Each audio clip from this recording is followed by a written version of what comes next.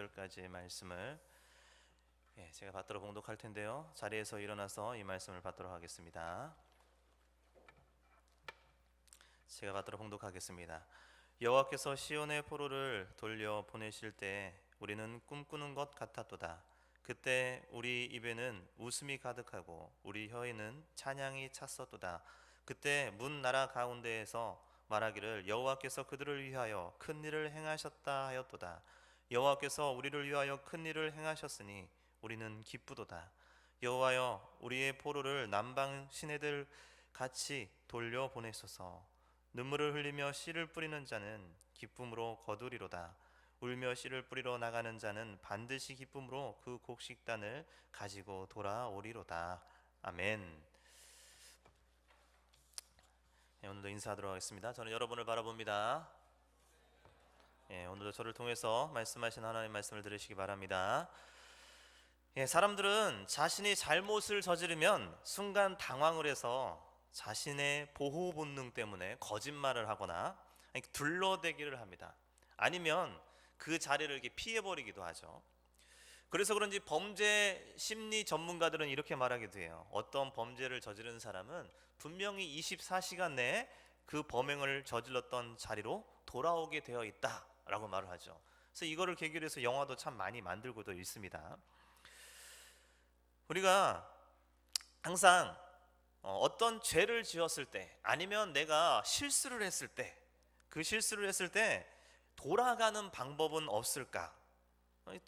원래 그 범행을 저질렀던 자리로 돌아가는 것처럼 내가 혹시 그런 범행은 아니더라도 실수를 저질렀을 때, 아니면 잘못을 저질렀을 때 순간 당황해서 내 보호 본능으로 잘못 말하거나 아니면 둘러대기를 하거나 그 자리에서 이렇게 피해버렸던 상황이 있다면, 그 상황을 모면하고 다시 원래 상태로 돌아갈 수 있는 방법은 없을까? 시간을 돌려서 원래 전으로 돌아가면 훨씬 더 좋겠죠. 그걸 또 되돌아가기를 원하면서 고민하기도 합니다. 하지만 이미 벌어진 일에 대해서는 그것을 해결하는 게 훨씬 더 현명한 방법이겠죠. 그것이 없었던 걸로 한다고 해도 없어지지 않으니까요. 이것을 해결하는 유일한 방법은, 내가 이렇게 실수를 저지르고 그것을 모면했다가 지금 그것이 어떻게 할지를 몰라서 내 마음이 답답할 때 그것을 해결할 수 있는 유일한 방법은 자신의 잘못을 인정하고 고백하는 겁니다. 그것이 가장 빠른 해결 방법입니다.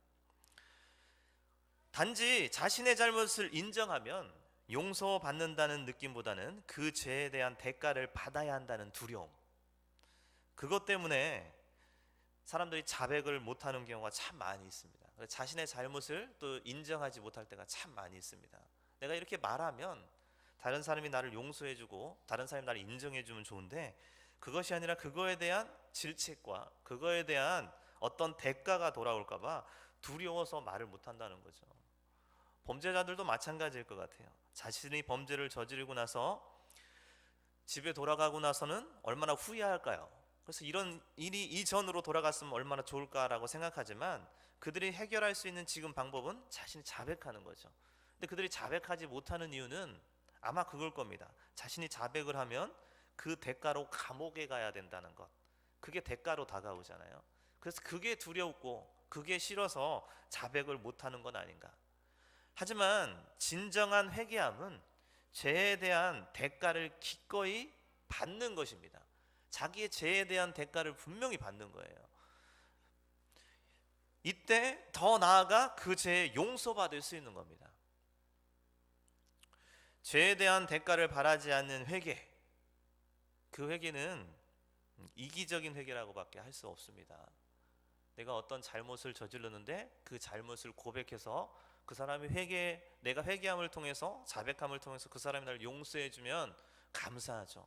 하지만 그거에 대한 질책이나 그거에 대한 어떤 대가를 내가 다가오면 그 대가를 지불하는 거, 그 지불하고 나서 용서를 받는 거, 이게 합당한 회개라는 거예요. 그리스도인들이 요구도 먹는 건 뭡니까? 이 대가를 바라지 않는 거죠. 자기의 잘못과 자기의 죄악은 있는데 그 죄악에 대한 대가는 받지 않겠다는 겁니다. 그냥 내가 회개하면 용서해주면, 하나님께서 용서해주면 나는 다 깨끗하게 되고 나는 다 평안해진다는 겁니다. 그런데 그거에 대한 대가, 그 죄의 결과는 아직도 남아있죠. 내가 누군가를 때리면 그 맞은 사람은 그 상처가 남아있습니다. 내가 그 때리고 나서 그 사람한테 미안하다고 말하지 않고 하나님께 와서 기도해서 나는 나의 죄를 회개하고, 그래서 하나님께 평안을 얻어서 나는 이제 평안하다고 하면서 내가 때린 그 사람에게는 용서를 빌지 않는다면 그건 아주 이기적인 신앙이고 아주 이기적인 회개고 아주 이기적인 그리스도인이죠. 그 사람에게 가서 용서를 빌고 그 사람이 나에게 대해서 욕을 하든 그 사람이 나에 대해서 용서를 하든 그 대가를 기꺼이 받아야 합니다. 그래야 진짜 회개가 되는 거고, 그래야 진짜 완벽하게 용서가 되는 겁니다. 그렇게 주님은 우리의 죄가 있지 않습니까? 원래부터 가지고 있던, 피로부터 가지고 있던, 조상으로부터 가지고 있던 그 아담으로부터 흘러왔던 그 죄, 그 죄악을 우리가 스스로 해결할 수 없고 어떤 대가도 지불할 수 없기 때문에 당신이 직접 오셔서 우리의 죄를 대신 대가를 지불하신 거죠. 이 대가를 지불했기 때문에 이제 완벽한 회개, 완벽한 용서가 성립될 수 있는 겁니다. 내가 스스로 하나님 없이도 나는 나를, 내 스스로 잘못을 뉘우치고 그 잘못에 대한 대가를 받고 그리고 사람들에게 인정받는다, 하나님이 아닌 내 스스로 그렇게 한다, 그거는 어떻게 보면 자기 만족이지 절대 그럴 수가 없다는 겁니다. 하나님이 나에 대한 모든 것을 대가를 지불해서 내가 할 수 없는 대가, 그것을 지불해서 주었기 때문에 내가 용서받는다는 거죠. 즉 죄인이 자기의 죄값을 지불하고 용서받는다는 건 없다는 겁니다. 감옥에 있으면서 내가 내 죄를 용서합니다, 내 죄를 자백합니다 라고 말한다고 해서 감옥에서 나올 수는 없다는 겁니다. 감옥에 있기 때문에, 그가 죄를 졌기 때문에 감옥에 있는 거죠. 그것처럼 감옥에 가기 전에 예수 그리스도가 그 죄값을 대신하고 당신이 감옥을 가고 우리를 용서해주고 우리는 풀려나게 되는 거죠. 그래서 죄에 대한 대가를 내가 받지는 않고 주님이 받았다는 거죠. 이것을 우리는 복음이라고 합니다. 이 복음은 주님께서 우리에게 값없이 주셨죠. 근데 이 값없이 받은 거를 가지고 우리의 일상생활에도 값없이 모든 것을 난무하면서 남발하면서 회개를 막 사용합니다. 하지만 그렇지 않다는 거예요. 우리는 우리의 죄에 대해서 우리가 고백하고 자백하고 또 그거에 대해서 그 죄가 어디서부터 왔는지 발견하게 되면 분명히 우리 속에 있는 원죄로부터, 원래 있었던 죄악으로부터 흘러온 것을 발견하게 됩니다.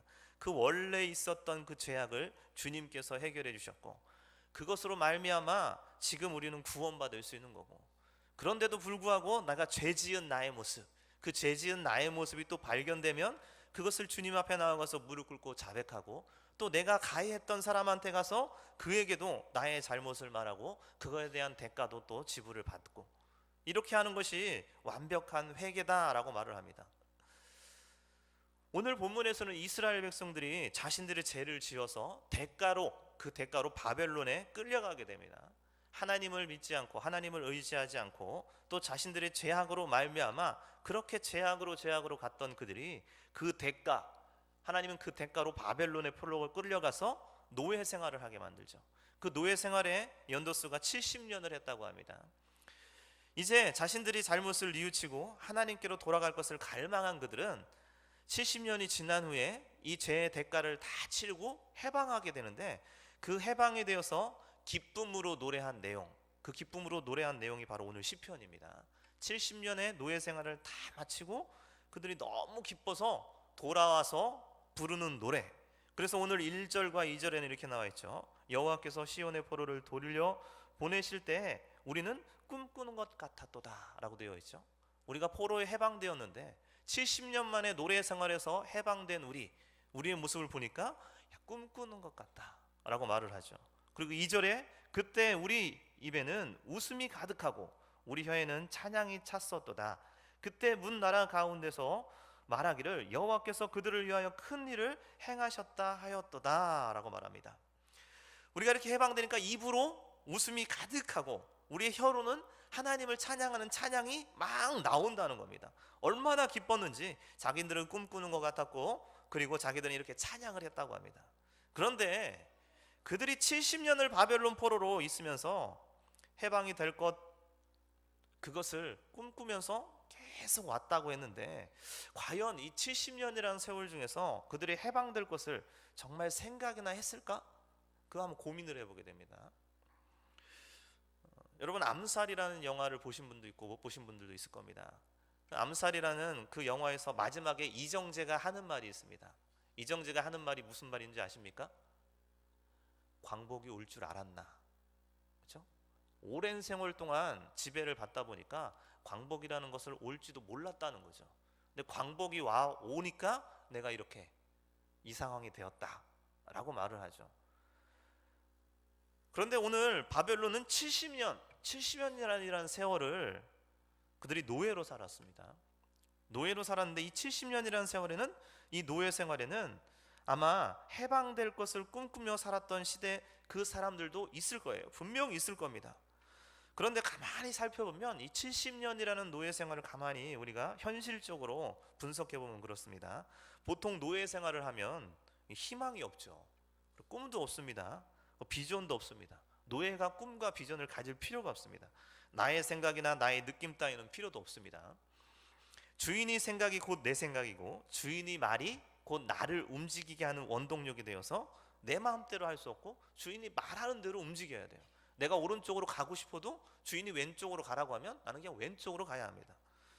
그런 그들이 70년이 흘렀다는 것은 이미 노예 생활에서 굳어져 버렸다는 거죠. 또한 70년이 지났다는 것은 그 세월이 결코 짧지 않습니다. 1세대가 지나가고 1세대, 즉 포로로 끌려가서 노예 생활을 시작했던 그 세대, 그 세대들이 거기서 노예 생활을 하면서 어느 정도 시간이 지나면서 자녀를 낳았을 거예요. 근데 그 자녀는 내 신분이 지금 노예 신분으로서 내 아이를 낳았기 때문에 그 아이는 지금 태어나자마자 뭐가 되는 거죠? 노예가 되는 거죠. 노예로 됐던 그 아이가 이제 또 자라서 어느 순간 결혼을 해서 또 한 명의 아이를 낳습니다. 3세대죠. 이 3세대 아이가 청년이 되어서 이제 열심히 일하는 그 날수가 한 70년 정도 됩니다. 그럼 결코 짧은 시간이 아니죠. 어쩌면 그곳에서 태어난 2세대는 노예로 태어나 노예로 길들여져서 나는 어떤 백성도 아니고 그냥 노예로 태어난 백성이기 때문에 그냥 이렇게 태어났고 이렇게 사는구나 라고 인정하면서 살게 될 겁니다. 더 이상 그 어떤 것도 바라볼 수 없습니다. 그냥 주인이 하라는 대로 살다가 그냥 그렇게 죽을 거니까요. 하지만 그들이 해방된다는 것을 계속해서 꿈꾸고 있습니다. 물론 그 아버지가 그에게 말해서 그렇게 할 수도 있겠죠. 근데 그가 또 자라서 또 아이를 낳습니다. 그 아이도 이제 청소년이 되고 청년이 되었는데, 그 아이는 노예로 태어나서 노예로 자라다가 이제 노예의 아이를 낳기 때문에 이제 또 노예의 신분으로 태어난 거죠. 그 아이가 청년이 되었을 때 그는 또 어떤 비전이 있었을까요? 전혀 없었을 겁니다. 그가 해방이 된다? 그런 생각까지 했을 수 있을까요? 아무 생각도 했을 수 없을 겁니다. 그냥 노예로 3대를 살았기 때문에 당연히 이렇게 사는 게 당연하다고 생각할 겁니다. 하지만 그들은 해방되었을 때 이스라엘 땅 가나안 땅을 찾아와서 기뻐했습니다. 가나안 땅을 보지도 못했던 그들이 가나안 땅으로 찾아와서 가나안 땅이 좋다고 하고 가나안 땅을 기뻐했습니다. 1세대 사람들은 대부분 죽고 대부분 2세대, 3세대 사람들이 남았을 겁니다. 하지만 1세대 사람들도 몇몇은 남았겠죠. 70년이라는 세월이었기 때문에 한 10살에서 20살 되신 분들은 아마 90살 정도나 80살 정도로 살아있기 때문에 분명히 그들도 있었을 겁니다. 그런데 젊은이들은 어떻게 와서 이렇게 기뻐할 수 있었을까? 그들은 어떻게 가나안 땅을 기억할 수 있었을까? 우리가 똑같잖아요. 우리가 보면 6.25를 우리는 겪지 않았습니다. 6.25가 참혹하다, 6.25가 너무 힘들다, 6.25는 전쟁이 그런 비극이 있으면 안 된다라고 말하지만, 우리는 6.25 이후에 1세대 이후에 2세대, 3세대를 사는 사람들입니다. 6.25가 말로만 들었지 그 6.25가 얼마나 참혹한지는 모릅니다. 그냥 알 뿐이죠. 그래서 6.25를 겪고 나서 그 이후에 해방, 그 이후에 또 여러 가지 상황 속에서 그것이 다 지나갔을 때 그 기쁨, 그걸 우리는 알 수는 없습니다. 그냥 그렇게 이해하는 것 뿐이죠. 이들도 마찬가지죠. 3세대 사람들이 왔을 때 그들이 정말 가나안 땅 그런 것을 기대하지도 못했을 뿐더러 또 그들은 그것이 무엇인지도 몰랐을 겁니다. 그런데 그들이 그렇게 와서 열심히 즐거워하죠. 그들이 포로에서 해방되었을 때 성전을 짓게 되는데, 이 성전을 지었을 때는 솔로몬의 성전, 그 성전에 비하면 아주 보잘것없는 성전이었다고 그래요. 한마디로 엄청나게 의리의리했던 그 솔로몬의 성전, 그것을 보았던 1세대 사람들, 그 사람들은 그 성전의 위대함과 그 위엄과 그리고 황금으로 뒤덮여 있는 그 성전을 보았겠죠. 그래서 그 성전을 꿈꾸고 있었을 겁니다. 그런데 이제 포로에서 돌아왔던 그들의 후손, 솔로몬 성전을 전혀 보지도 못했던 그 후손들이 그 1세대 살아남은 몇몇 노인들을 데리고 와서 이제 여기서 성전을 짓겠다고 성전을 지었는데, 그 성전이 그 솔로몬의 성전에 비하면 보잘것이 그지없는 그냥 아주 조그마한 집 같은 그런 성전이었던 거예요. 노예 생활에 쩌들어 있던 이 후손들은 자기들의 힘으로 자기들의 소유를 성전을 지었다는 그 감격에 너무나 기뻤습니다.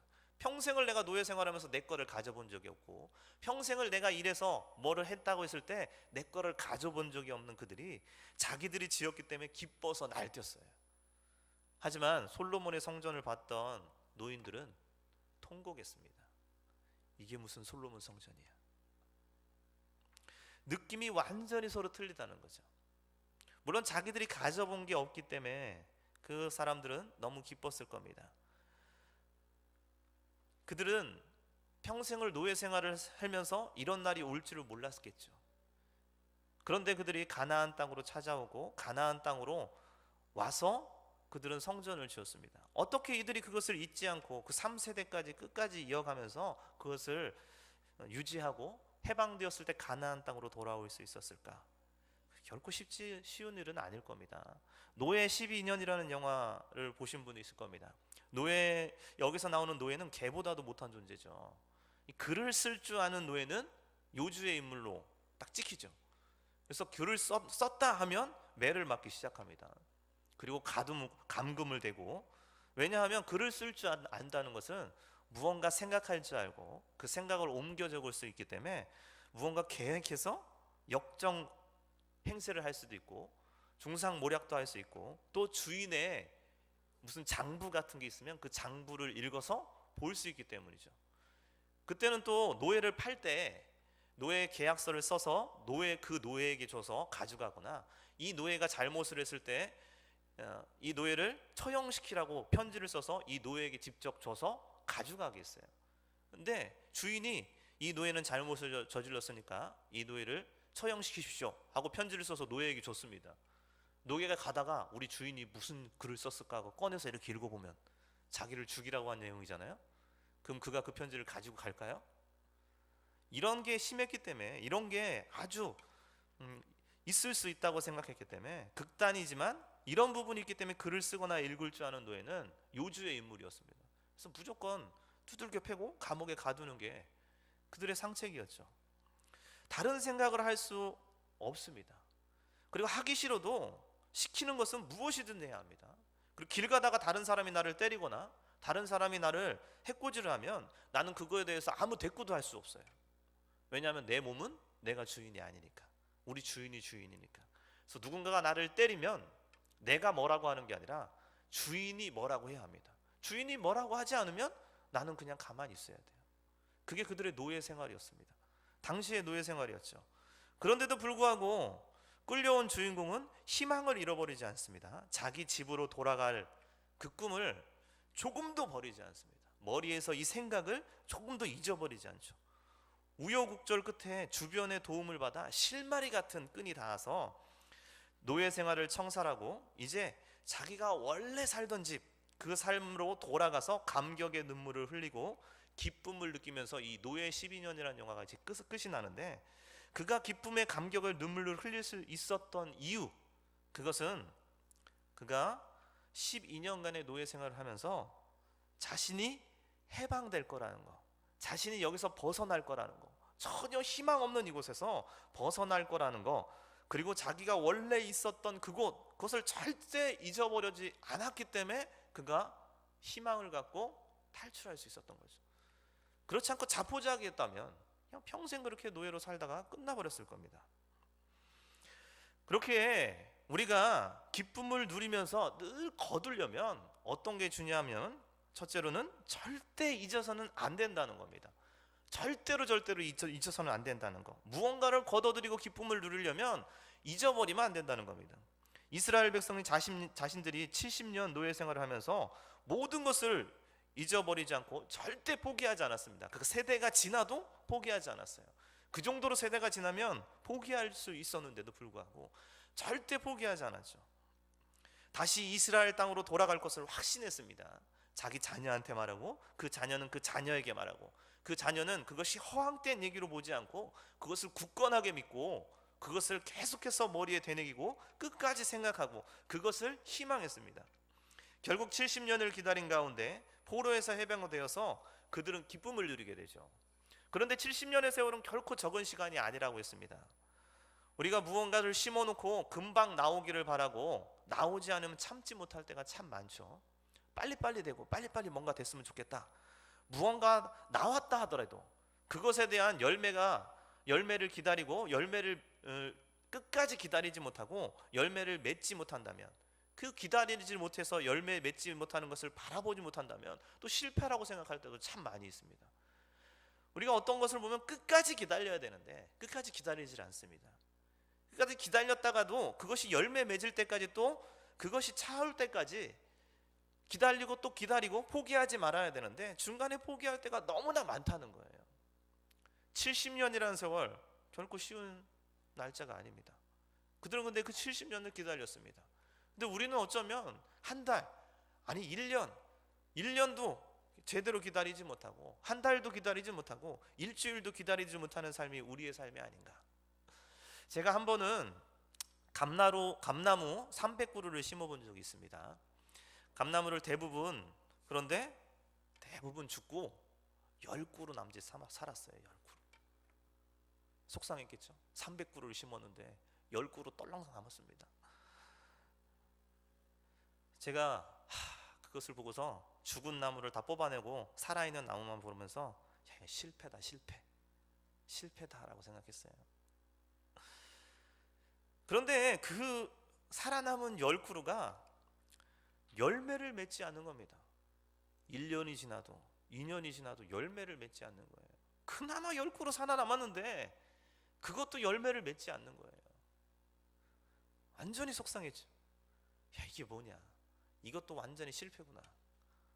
그리고 3년째 되던 해 열매가 맺었습니다. 그 10그루의 나무에서 딸랑 2개 열었습니다. 감 2개. 아주 대실망을 했죠. 완전 실패구나. 300그루가 완전히 날아가 버렸구나. 그런데요, 어떤 어르신이 그러더군요. 과실나무는 심은 지 3년째부터 열매를 맺는데요. 그냥 열매를 맺지 않는데요. 3년생부터 열매를 맺고 또 옮겨 심으면 3년째부터 열매를 맺는다는 겁니다. 지금 생각해보면 내가 너무 기다리지 못했구나라는 생각을 하게 됩니다. 또 한 가지는 내가 심었기 때문에 10그루가 남아서 지금 열매를 맺고 있구나라고 깨닫게 됐습니다. 나는 실패인 줄 알았는데 그것을 10그루라도 끝까지 바라보고 있으니까 그 10그루가 열매를 맺었고, 그 10그루가 나는 열매를 맺지 않는다고 생각했는데 결국은 시간이 지나니까 열매를 맺고 있었다는 겁니다. 실패라고 생각하기 이전에 끝까지 기다릴 필요가 있는데 기다리지 못했구나라는 생각을 합니다. 그렇기 때문에 우리는 실패라고 생각하기 이전에 끝까지 기다리는 영성이 필요합니다. 너무 끝까지 기다리지 않고 중간에 포기해버립니다. 이스라엘 백성 보십시오. 70년을 기다렸습니다. 근데 우리는 단 1년도 못 기다리죠. 연초에 시작해서 여름 정도 되면 몸이 근질근질해갖고 실패다, 된다, 안 된다 이렇게 판단하고 있을지도 모르겠습니다. 기다리면서 가져야 할 것은 또 절대 잊어서는 안 된다는 겁니다. 내가 무엇을 심었고 그것에 대한 열매는 반드시 맺을 거라는 것을 잊지 말아야 한다는 거죠. 내가 무엇을 심었는지도 모르고 끝까지 기다리면 안 되고, 무엇을 심었는지 끝까지 알고 잊지 말아야 한다는 겁니다. 이스라엘 백성은 자신들의 희망을 심어놓고 자신들을 건져주실 그 하나님, 그 하나님을 의지해서 희망을 절대 잃어버리지 않았습니다. 그래서 세대가 변해도, 세대가 두 세대나 변해도 그들은 그것이 변하지 않고 끝까지 유지됐죠. 여기서 발견할 수 있는 메시지는 무엇입니까? 우리는 어쩌면 세상의 포로가 되어서 세상에서 먹고 살기 위해서 노예같이 그렇게 살고 있을지 모릅니다. 하지만 주님을 의지하고 희망을 가지고 우리가 끝까지 살아간다면 주님께서는 우리에게 희망의 그곳으로 분명히 인도해 주실 거라는 겁니다. 절대 포기해서는 안 된다는 겁니다. 요즘 청년 지체들을 보면 너무 포기하는 게 많습니다. 그리고요, 포기하는 것뿐만 아니라 도전도 안 하는 청년들도 많고, 도전을 해놓고도 손쉽게 그냥 내팽개치는 청년들도 너무 많다는 거죠. 도전도 안 하고 도전을 했다 하더라도 그냥 금방 실증 내고 포기해버립니다. 어떤 사람을 보면요, 계획을 해놓고 한 일주일, 이주일, 한 달, 두 달 됐다가 포기해버리고 또 다른 거 세웁니다. 그리고 또 막 하다가 두 달, 세 달 있다가 또 포기하고 또 새로운 거 세웁니다. 그렇게 계속 그렇게 합니다. 끝까지 기다리지 못하고 끝을 보지 못하고 계속해서 그렇게 했다가 포기하고 했다가 포기하고, 또는 이것이 반복되면 되는 것도 없는데 뭐 그냥 이대로 살지 하고 완전히 포기해버리는 거죠. 그리고 내 삶을 어떻게 합니까? 희망도 없이 그냥 세상에서 그냥 이렇게 살다 죽는 거지 하고 이렇게 살다가 그냥 그렇게 끌려다니다가 세상의 노예로 살아간다는 거죠. 세상의 노예, 뭐 바벨론 포로와 뭐가 틀리겠습니까? 똑같은 거죠. 주님은 우리에게 포기하지 않고 끝까지 그 나라를 사모하고 그 나라를 사모하고 가면 반드시 우리에게 그곳으로 이끌어 주신다고 하는데, 우리는 세상의 삶, 그 삶에서 주님을 의지하고 주님께서 우리를 이끌어 주신다는 그 생각은 온데간데 사라지고 오히려 저 세상에서 말하는 그것들, 그 행복을 찾아서 헤매고 있을지도 모르겠습니다. 바벨론에서 이스라엘 백성이 편하게 사는 방법은 뭡니까? 노예 생활에서 노예 생활을 편하게 사는 방법은 주인이 말하는 대로 그냥 아무 생각 없이 그렇게 살면 아주 편하게 살 수 있습니다. 평생 노예로 살다가 그냥 죽으면 끝나는 거죠. 그게 가장 편하게 사는 방법입니다. 그런데 자기 생각을 가지면 어떻습니까? 주인이 나를 모질게 매질을 하고 내 생각을 못 갖게 하고, 그래서 그 생각을 못 갖고 자기 생각으로 끌려오게 하려고 무단히 노력을 하죠, 주인이. 근데 주님은 계속해서 말합니다.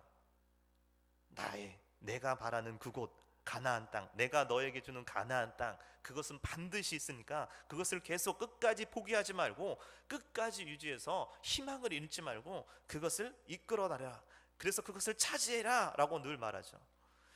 이스라엘 백성은 포기하지 않고 기다리고 참고 견뎠습니다. 눈으로는 보이는 바벨론들, 그 바벨론이 또 말하는 것들, 그것을 어쩔 수 없이 이끌려 생활했지만 그들의 정신, 그들의 머리만큼은 절대 이것을 포기하지 않았습니다. 그런데 우리는 혹시 정신까지 포기하고 있지 않습니까? 그러면서 이렇게 말하지 않습니까? 혹시 내 정신은 이미 무너져버릴 대로 무너져버려서 누군가 나한테 말하면 혹시 이렇게 말하지 않습니까? 네 삶과 내 삶은 틀리잖아 라고 말하지 않습니까? 네 삶이나 내 삶이나 이 지구상의 대한민국에 사는 건 똑같습니다. 제가 말해주고 싶습니다. 틀리지 않습니다. 똑같아요. 그것은 그냥 나 자신을 포기하는 말입니다. 그러므로 그들이 얻은 결과는 해방이라는 기쁨을 얻게 됩니다. 절대 포기하지 않았을 때 그들이 얻었던 건 해방이라는 기쁨입니다. 질병의 어려움이 있습니까? 물질의 어려움이 있습니까? 더 나아가서는 주변 사람들과의 관계의 어려움이 있습니까? 주님이 손대 주실 것을 끝까지 포기하지 마십시오. 사단은 자꾸 포기하고 낙심하게 만듭니다. 절대로 끝까지 가지 못하게 하고 계속 포기하게 만듭니다. 그래서 더 나아가서는 주님께도 가까이 가지 못하게 하고 그냥 그렇게 포기하고 낙심하고 해서 그냥 이렇게 살다 죽는 거지 하고 그냥 모든 것을 내려놓게 만듭니다. 그래서 사단이 자기 마음대로 움직이게 할 수 있도록 그 마음을 그렇게 막 움직여 놓습니다. 근데 주님은 안 그렇죠. 분명히 끌어서 내가 가나안 땅으로 옮겨줄 거다. 그렇기 때문에 나를 믿고 끝까지 포기하지 말고 가라는 겁니다. 그렇기 때문에 우리는 포기하지 않아야 합니다. 그런데 우리가 포기하지 않고 진짜 기억해야 될 것도 있습니다. 포기하지 말라, 포기하지 말라, 잊지 말라 하는데 진짜 포기하지 말고 잊지 말고 기억해야 할 것은 우리에게 허락한 가나안 땅, 그것을 우리가 바라보는 것이 아닙니다. 사실은 그래요.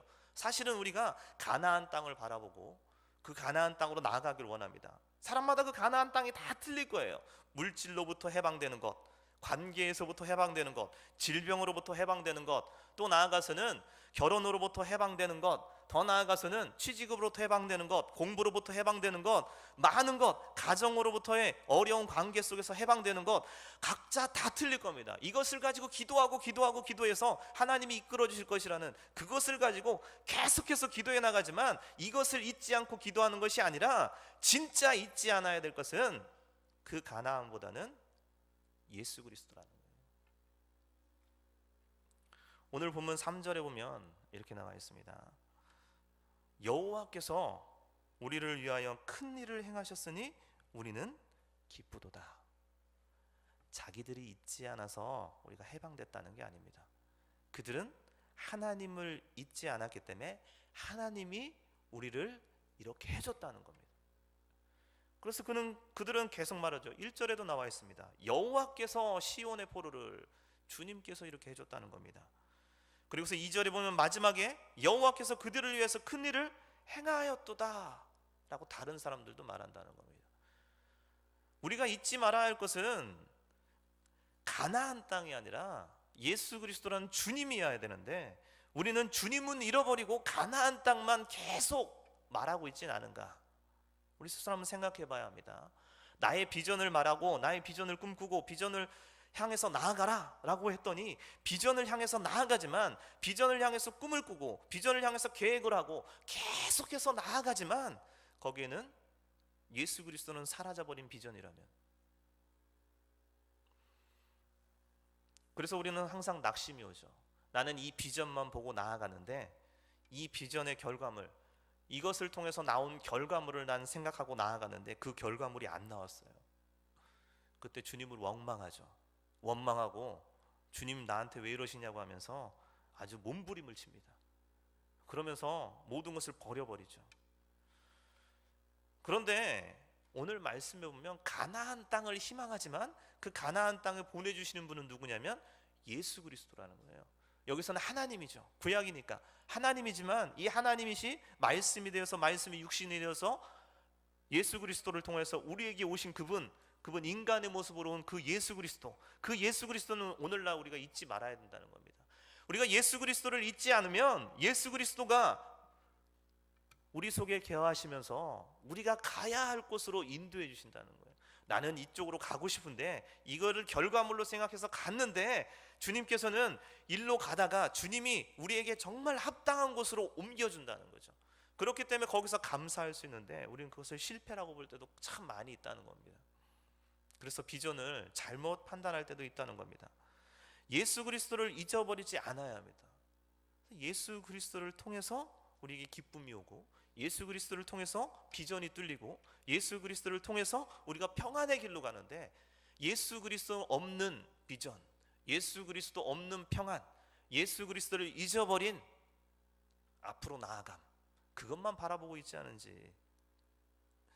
우리가 소망해야 될 건 뭡니까? 예수 그리스도를 잊어버리면 안 됩니다. 내가 원하는 가나안 땅만 기억하는 소망, 그것이 아니라, 그것을 이루어지기 위해서 바라는 것이 아니라 절대적인 소망, 바로 예수 그리스도라는 거죠. 그렇게 현실을 살아가는 우리는 우리를 인도하시는 예수 그리스도를 절대 잊어버려서는 안 됩니다. 이것을 믿고 나아가시는 우리 청년 지체들 되시기 바랍니다. 그리고 제가 되길 원합니다. 예수 그리스도를 믿음으로 모든 것을 차지할 수 있을 뿐더러 모든 희망으로 나아갈 수 있는 그 길이 보여지게 됩니다. 그렇게 모든 것의 근원이고 그리고 모든 것의 근본이신 그분을 잊어서는 안 된다는 거죠. 절대 잊지 말아야 할 것은 가나안 땅이 아니라 바로 예수 그리스도라는 거죠. 우리가 계속 거두는 삶을 살기 위해서, 그리고 절대 잊지 말아야 할 것은 바로 포로에서 자유를 누리는 기쁨이 아니라 예수 그리스도. 그 예수 그리스도를 믿으면 우리가 넘쳐나는 기쁨으로 늘 거둘 수 있다는 사실을 기억하시기 바랍니다. 두 번째로, 우리가 거두는 기쁨을 누리기 위해서는 항상 씨를 뿌려야 한다는 거죠. 씨를 뿌리지 않으면 거둘 수가 없습니다. 오늘 5절과 6절의 말씀이죠. 눈물을 흘리며 씨를 뿌리는 자는 기쁨으로 거두리로다. 울며 씨를 뿌리러 나가는 자는 반드시 기쁨으로 그 곡식단을 가지고 돌아오리라. 아멘. 이스라엘 백성이 그들의 씨를 뿌렸던 건 뭡니까? 하나님이 우리를 건져주실 거다라는 희망의 씨를 계속 뿌렸습니다. 그 희망의 씨를 뿌렸는데 그게 결코 쉽지 않다는 겁니다. 결코 쉽지 않았지만 그들이 이렇게 울면서 씨를 뿌렸지만 결국 거두었다는 거죠. 농사를 지어보면 씨를 뿌리는 일이 결코 쉬운 일이 아닙니다. 제가 이게 농사를 저희 어머니 아버지를 도와서 한번 이렇게 해본 적이 있는데요. 그렇다고 저희 어머니 아버지가 농사꾼은 아닙니다. 저희 아버지는 항상 그런 말씀을 하셨거든요.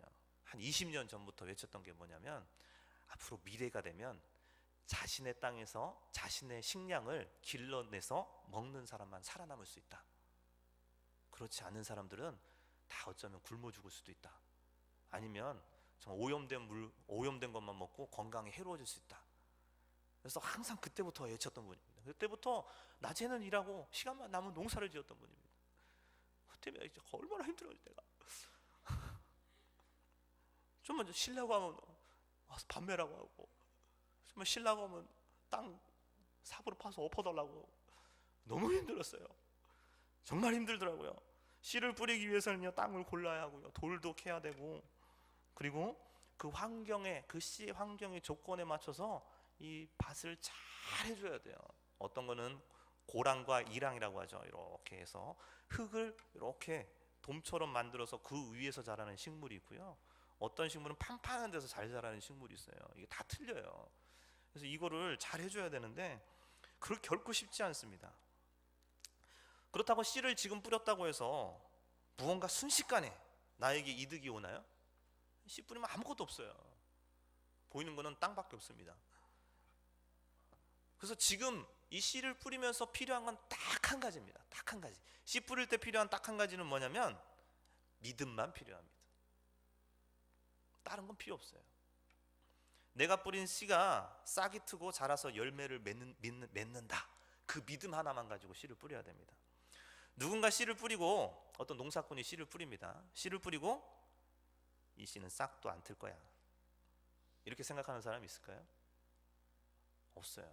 이 씨는 분명히 싹을 틔워서 내가 가을에 이것을 추수해서 풍성히 거둘 거다라는 그 믿음 때문에 씨를 뿌리죠. 씨를 뿌리는 것 쉽지 않습니다. 씨를 뿌리고 관리를 해주고 김매기를 해줘야 되고, 물이 없으면 물을 줘야 되고, 또 더 나아가서는 넘어질 것 같으면 장대도 세워줘야 되고, 모든 걸 해야 합니다. 또 씨를 뿌리고 났을 때는 아무것도 보이지 않습니다. 하루 이틀 3일이 지나도 아무것도 나타나지 않아요. 한 3, 4일 지나면 아주 조그마한 거 하나 톡 튀어나오는데 그것도 아무것도 아닙니다. 손 한번 건드리면 다 죽어버릴 것 같은 그런 새싹이에요.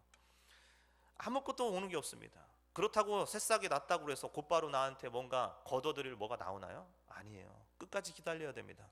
지금 당장은 힘들어도 눈에 보이지 않아도 씨를 뿌려야, 그렇게 시작을 해야 기쁨으로 나중에 단을 거둘 수 있는 거예요.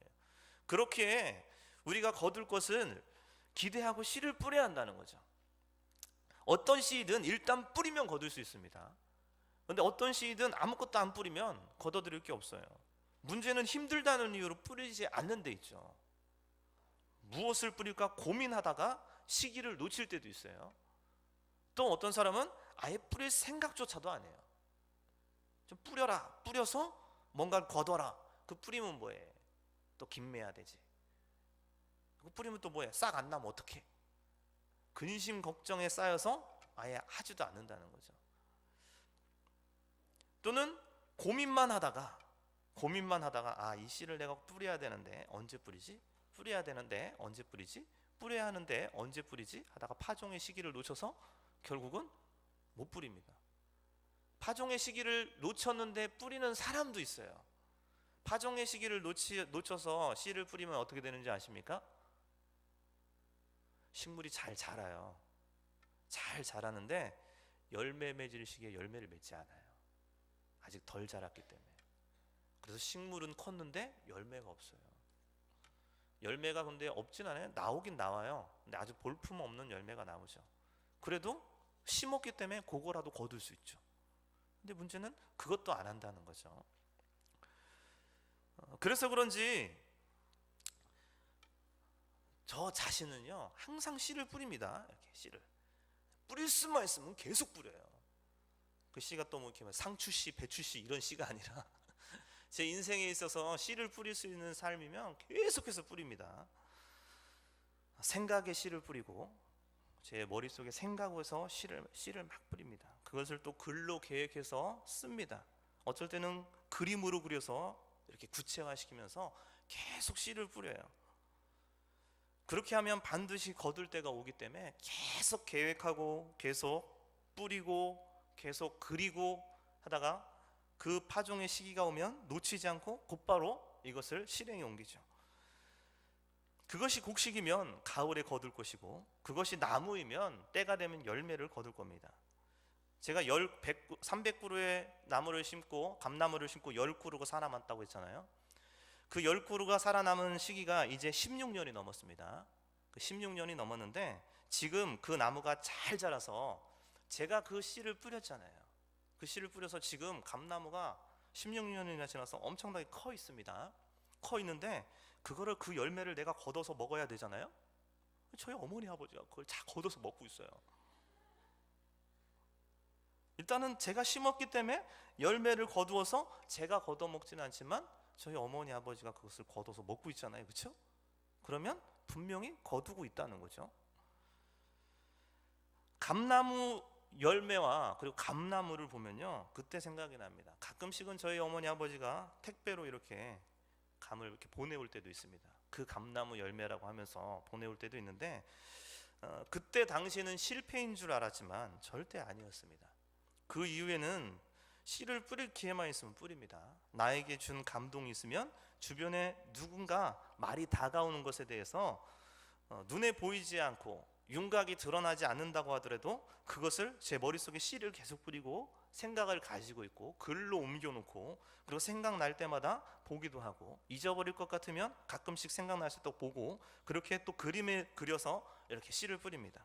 실패한 것 같아도 그 끝엔 열매가 분명히 있습니다. 그렇기 때문에 계속 뿌리라는 거죠. 제가 주일학교 간식을 손수 만들어서 주고 싶다는 생각에 예전에 이것을 한번 시도해 봐야겠다 생각을 해서 쿠키를 굽기 시작했어요.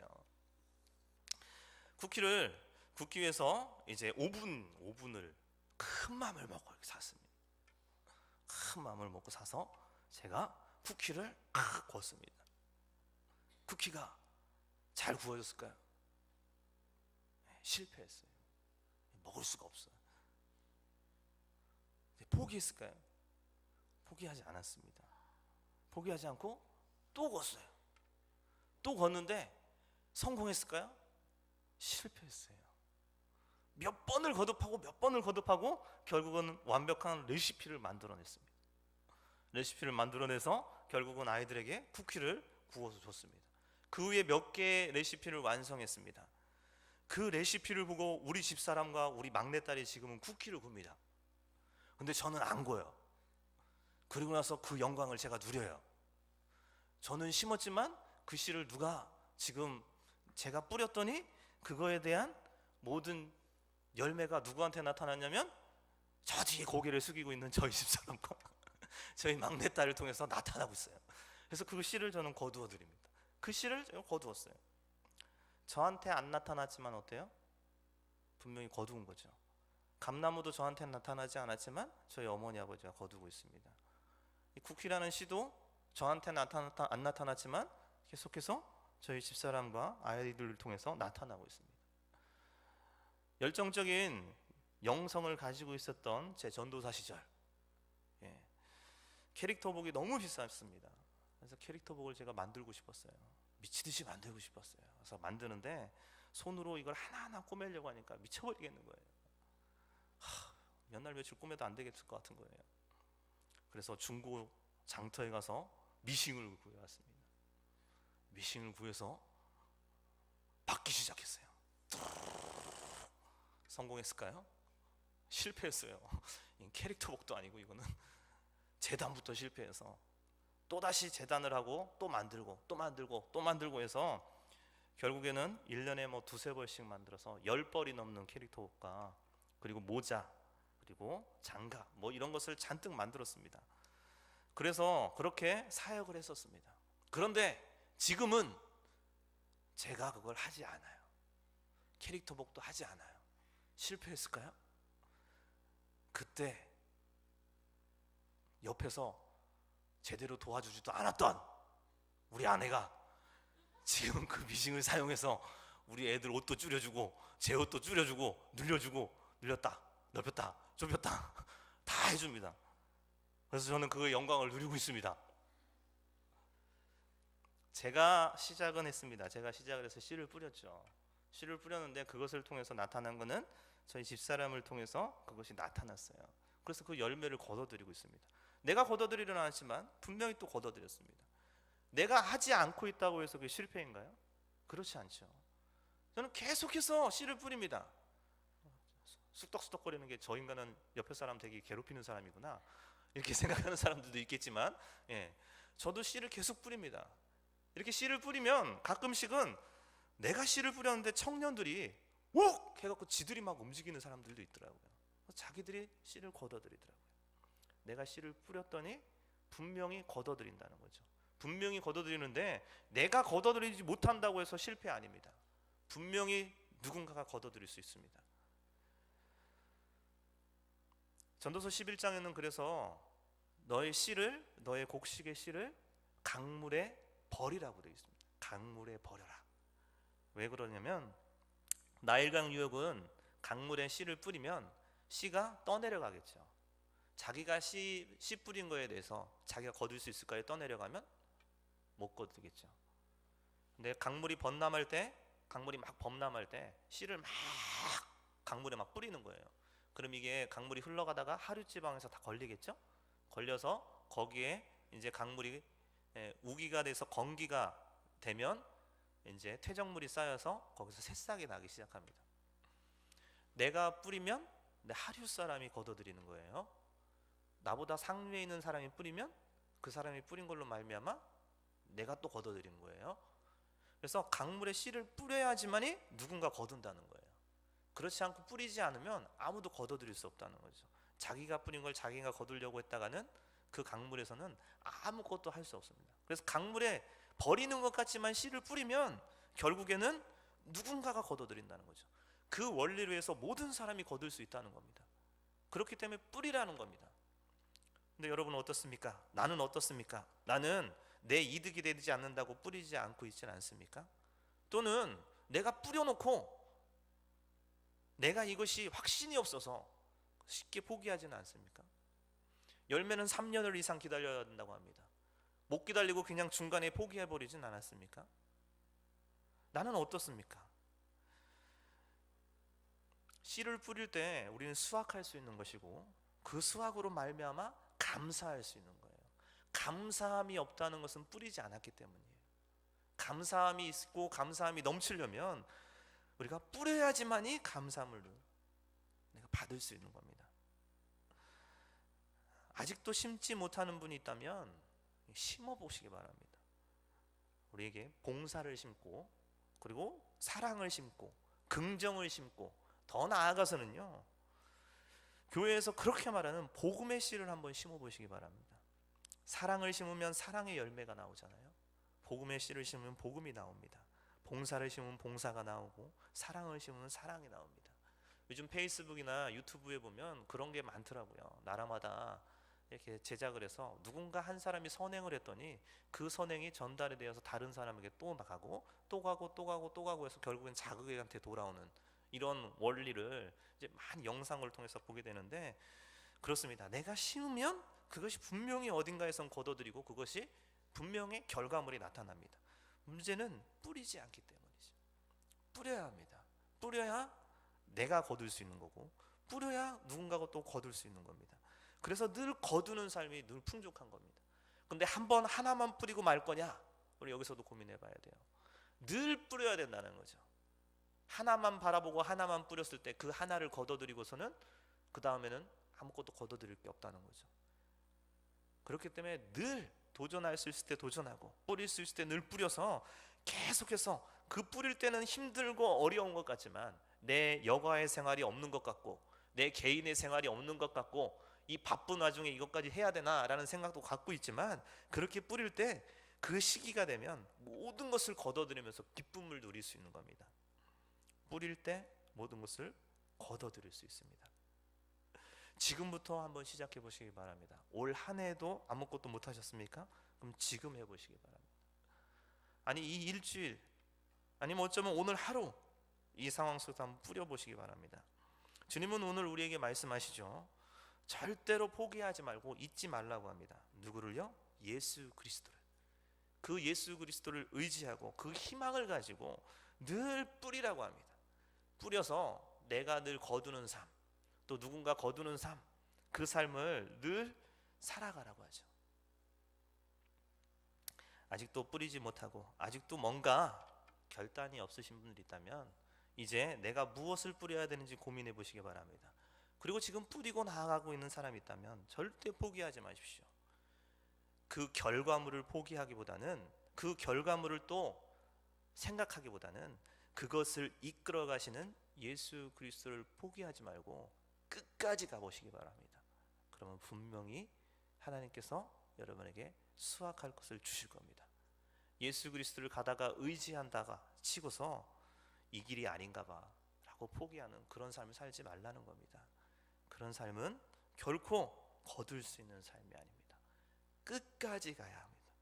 끝까지 포기하지 말고, 그리고 그 주님을 의지해서 늘 뿌려서 늘 거두는 삶이 풍족한 저와 여러분이 되기를 간절히 소망합니다. 기도하도록